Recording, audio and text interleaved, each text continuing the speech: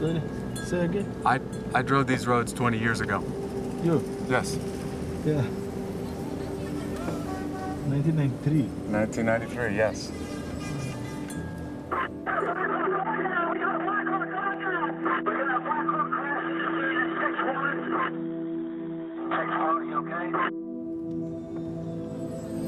There is a great deal of killing, a whole lot of violence in the movie Black Hawk Down, but to be honest with you, it is a fraction of what really happened in Somalia.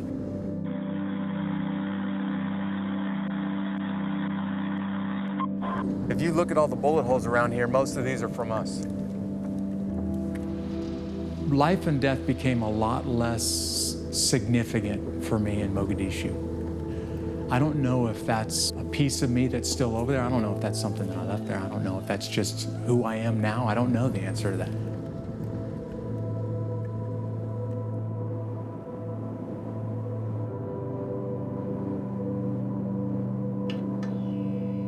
It was my job to lead the Humvees on all of the missions that Task Force Ranger did in Somalia. For the first 30 minutes, man, this thing went down like clockwork, except for one of the Rangers who was flying in on the Black Hawks.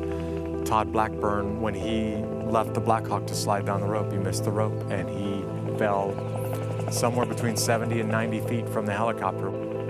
So as soon as I got to the target building, I was already getting a call to take Todd Blackburn back to the base and drop him off.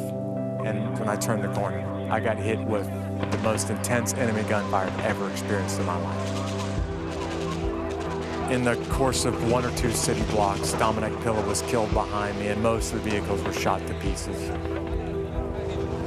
For the first time, I started to panic, and everybody around me started to panic.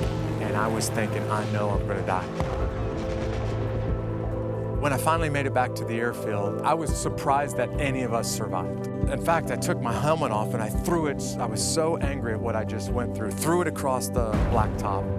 And that's almost the exact moment that my platoon leader said, Jeff, Mike Durant's helicopters crashed in the city and we don't have anybody else who can go back out there. I need you to get your men, get back on the Humvees and go back out to the Durant crash site and see if anybody's alive there. I started to clean the blood and the brain matter off of the sides of this Humvee, getting ready to go back out into the city streets. And I was listening over the radio as this operation was spinning out of control and people's voices were getting more and more terrified.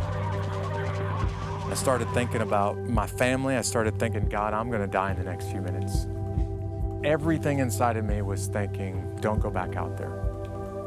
So at that point, I just kept doing what I was doing and I started praying, God, I'm in big trouble now, and I know I'm gonna die, and I need your help.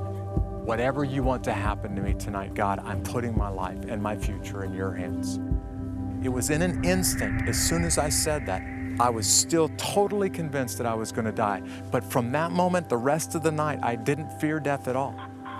I think that is the only thing that gave me the courage to get on Humvees and drive back out in the city streets repeatedly.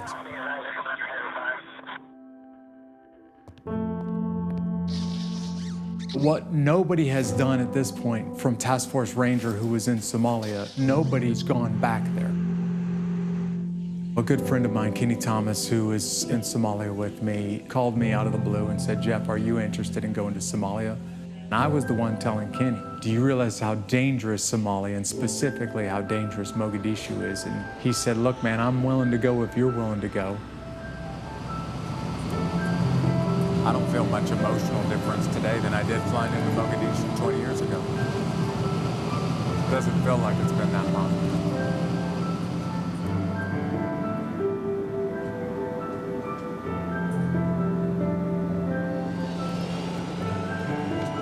I haven't specifically thought of what it's going to be like, you know, for me personally or emotionally or psychologically going back over there.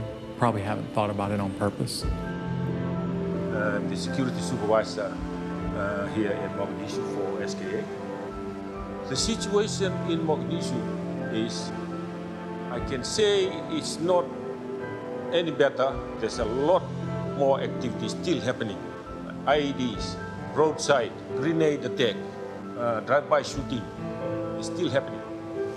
I will not advise that we go into Makara area. Hey, I'll see you on the other side, man. Irene.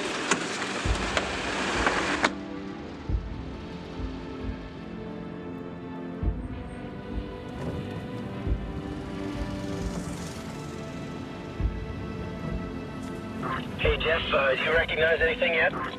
All right, so anything on your right should be the Wolcott crash site, and right up here where those trees are to your left should be the Durant crash site. I was parked right here. In fact, I can still recognize some of those buildings that I spent the whole night parked in front of. So this is how you came in to get us, right? That's right. I think if you bang a right up here by this large 5-story building, you're gonna get real close to the original Target building. Oh, Jeff, tell the driver we're gonna go right. All right, we got it. Taking a right. Roger.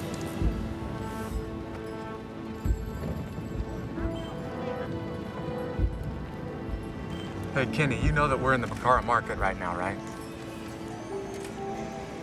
Acutely. This is what the roads look like with people, except for the people all had guns. You're in the area of town that everybody said don't go into right now, because it's very dangerous. Hey, Jeff, let's just tell the people we're gonna find our way out of here pretty quick. Yeah, sounds good. Hey, will you call them and tell them to go north to whatever, and then let's go back down via Lent. In front of Minnis. No, don't turn back. Tell them to go north, hit 21 October, and go down via Lent. Is there a roadblock? It's okay, keep going, keep going. You're good.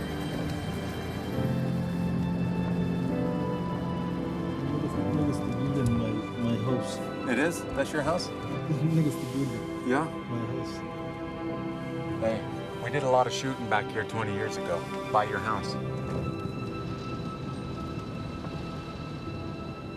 Is this Hawadig? Yeah, how would I miss that? Yeah, okay. We got into a big firefight right here, man.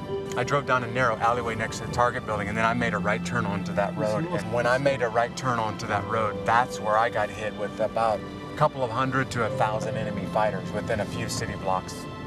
That's where Dominic Pilla was killed. That's where the majority of the initial firefight that I experienced was there. And to this day, it's still the most intense firefight I've ever been in.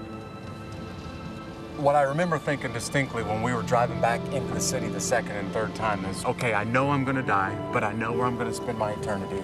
Now I just need to do everything necessary to make sure that my men don't die. I can't believe I survived that. Good gracious. There's no real explanation why I'm standing here right now.